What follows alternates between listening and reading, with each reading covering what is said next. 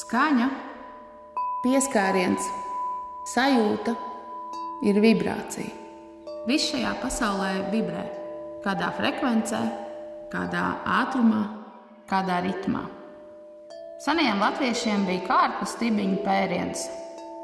Senajiem japāņiem samuraja masāža ar bambusu vai metāla rīkstēm. Vibroakustiskā masāža. Šī metode ir izsenis pielietota senās veselību uzlabojošās tehnikās. Pat pagājušā gadsimta 30. gadu žurnālos atpūta ir meklējama apraksti par šo metodi. Nav vienas konkrētas sistēmas, kā veikt šo masāžu. Svarīgi ir iegaumēt 3 pamatprincipus. Un tad paļauties uz intuīciju, izveidojot savu deju un mūziku pāri visam augumam.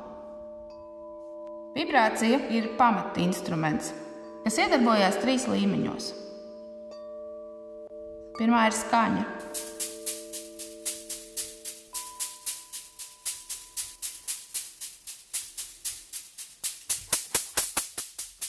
Skaņas vibrācija atslābina un nomierina prātu, tāpēc svarīgi veidot vienmērīgu, kāpinošu ritmu procedūras laikā.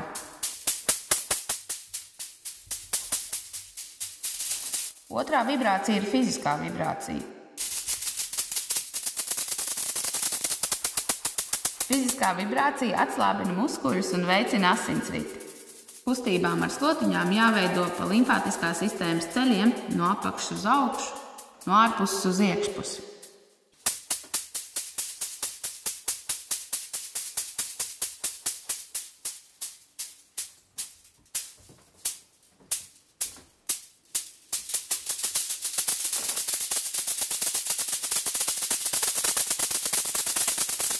Īpaši izparot galvenās muskuļu grupas.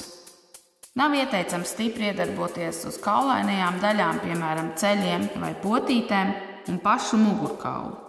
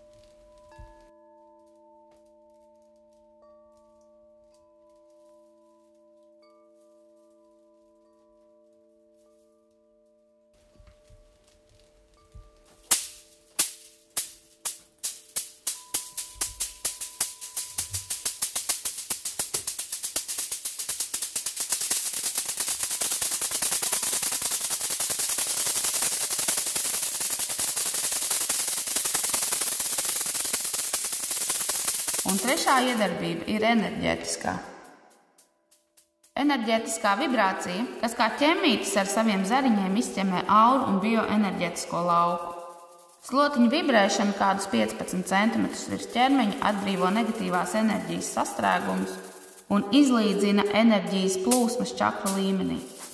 Tāpēc, veidojot savu pērienu, ieteiktu celt vibrāciju no apakšas uz augšu, un pēc tam ar pārliecinošām kustībām cauri galvas centram pāri visam ķermenim izlīdzināt ar slotu galiņiem, lai paliek harmoniska, mierpilna sajūta.